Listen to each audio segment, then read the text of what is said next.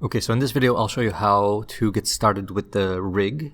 The first thing you have to do is you have to download Blender 3.6 or above. So if you go to Blender, then you do not want to download Blender here. You want to click down here where it says other versions, and you have to download this one that says zip. So when you hit download, give it a minute and it's going to start downloading. Then when it finishes, open the folder and you want to extract it. So right click, extract all.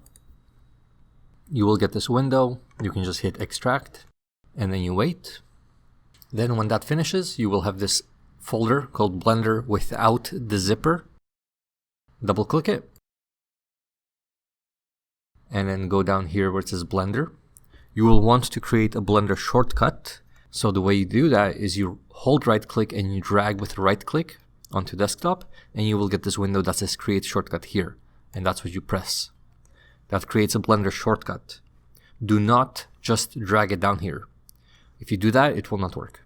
And then to fix it, you will have to just move this back into this folder.